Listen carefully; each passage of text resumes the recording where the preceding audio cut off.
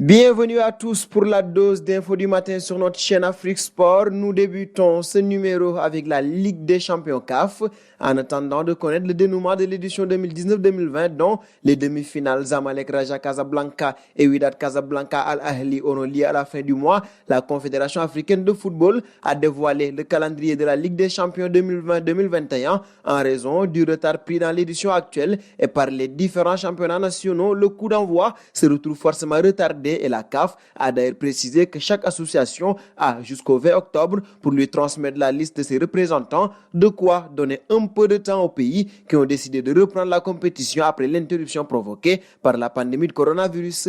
Et dans la même veine, les réflexions se poursuivent en Algérie. La CAF a donné le classement de ses associations membres afin de désigner les pays qui auront droit à 2 représentants pour chacune des coupes africaines. Avec 81 points, l'Algérie est 5e et devancée par le Maroc, l'Égypte, la Tunisie et la RD Congo suite à l'annulation de la Coupe d'Algérie 2019-2020 dont le vainqueur devait prendre part à la Coupe de la Confédération. La Fédération algérienne de football devrait désigner celui qui accompagnera l'entente dans cette compétition. La CAF précise que la période d'engagement des équipes sera ouverte du 1er septembre jusqu'au 20 octobre 2020.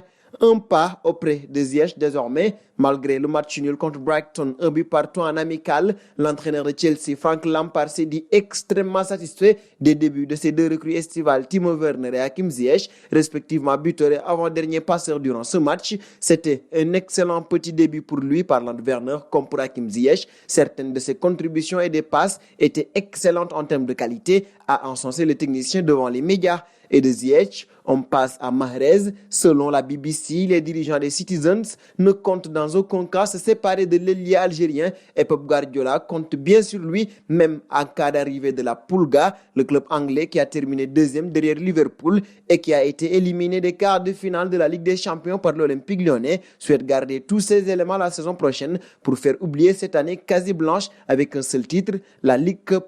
Seconde partie de la matinale avec le PSG, la suspicion de cas positifs à la Covid-19 au Paris Saint-Germain n'a pas encore eu d'écho officiel. Selon l'équipe, Angel Di Maria et Leandro Paredes pourraient avoir été infectés par le virus, tout comme Mauro Icardi, qui était avec eux ces derniers jours à Ibiza, comme cela a été vu via les réseaux sociaux. Ce mardi à midi, nous n'avons pas été notifiés par le PSG de cas positifs à la Covid-19. S'il y a des suspicions sur certains joueurs, on peut imaginer qu'ils sont en train de les tester une seconde fois. Les clubs font toujours 2 tests pour être certains à 100% que les joueurs sont positifs. On aura sans doute des informations plus tard dans la journée ou demain, explique la LFP, citée par Le Figaro. Une situation complexe pour le club parisien qui avait obtenu le report de son déplacement à Lens, un duel comptant pour la 2e journée de Ligue 1.